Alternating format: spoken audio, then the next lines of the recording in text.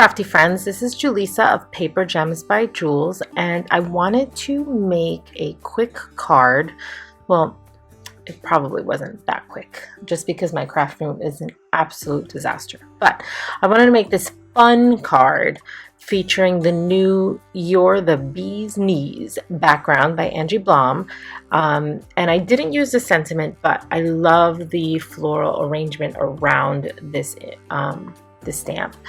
So what I did is something a little different than what I normally do, because I love to color, but I just practiced this technique at an event this weekend that I had such a great time at. So what I'm starting with is, first I put in some resistance powder when you're going to do heat embossing or embossing powders, and I am stamping with distressed oxides. Now, distressed oxides are not the best for heat embossing, but they do work for, to some extent.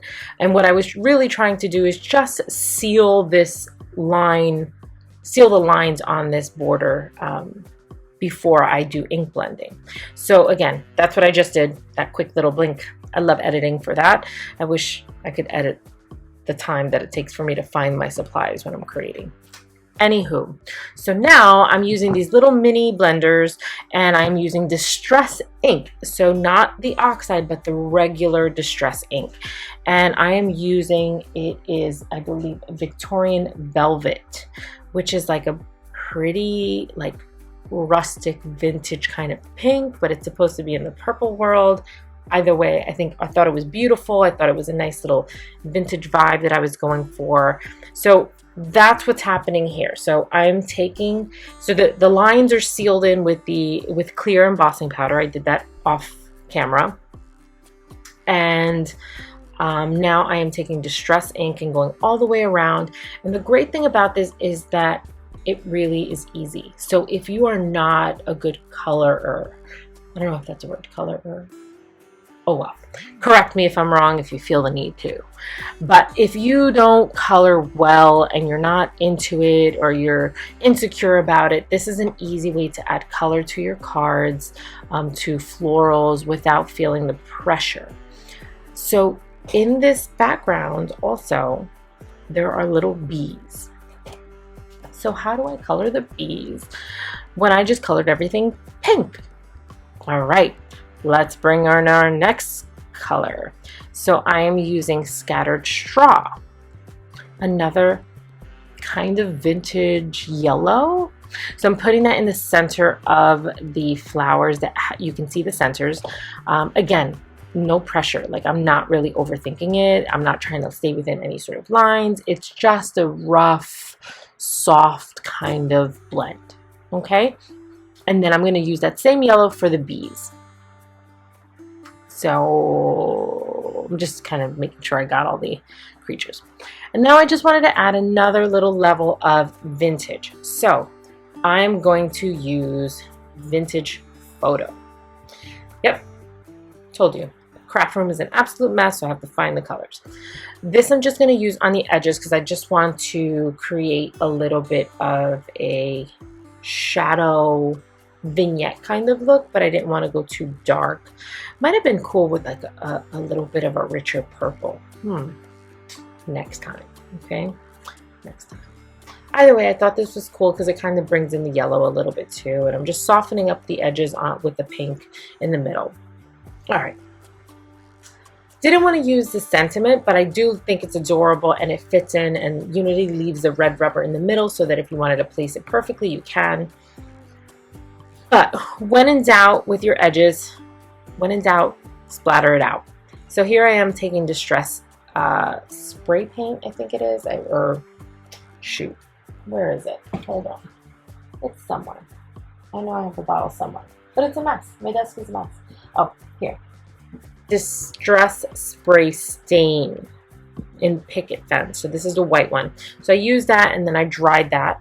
And now I am coming with the classic Heart of Autumn. If you don't have this stamp set, please add it to your cart. You must have it. It is phenomenal. And when you get it, don't forget to get the coordinating dies. So in this, they have the word happy. So what I wanted to do is I'm going to have a little bee from this background. I'm going to fussy cut it out and we'll get to that. And then it's going to say be happy. Cute, right? So cute. I thought it was cute. All right.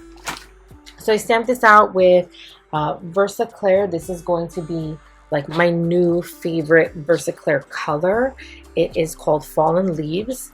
I could not find it in many stores, but I did, and I'll make sure to have a link at somewhere below for you to find it. But I love it because it's a really, really, really dark brown, but not like a bold brown, so it's more subtle. Anyway, so this was bold white, and I have all these colors in the background, so then I started to add ink to that happy, just to soften things up. But I also, before we get to that, let's talk about the bee. We need the bee. So how do I get this little bee from this big old background stamp? Easy. You only stamp what you need. So I found the bee. So I'm going to put the piece of paper, because I'm trying to find a piece of paper that is underneath the Misty. Thank you very much. Desk is a mess. Okay, I started there, but then I realized, no, it's over in this corner. Okay, so now we're going to use Copic friendly ink. Okay, yeah, I'd rather use tape because it is a background stamp, and everywhere I had my magnet, it hit the rubber stamp, hit the magnet, and then it wasn't going to stamp properly. Anyway, so I'm just going to ink that one spot. So I'm just using the corner of this inker and getting the ink on the bee and pressing into it, and that's pretty much it. But I'm going to leave everything where it is, so that way I can re-stamp it with that favorite new VersaFine ink, VersaFine Clair ink. VersaFine Clair ink is not Copic friendly, so you don't want to stamp with that and then color with your Copics. You will destroy your Copics. So I use a Copic friendly ink, like Ink on 3, and then once I'm done, I'm risky. See how I'm taping it down, because this is the risk factor. I re-stamp it. It's crazy. And do I mess up? So often. But when I don't, I love it. So now I'm fussy cutting the bee out. I am not doing the legs. I am not doing the antennas. This is going to be a very, very, very simple bee. It will not take flight, but it will be happy. Okay. So I am cutting this out slowly but surely.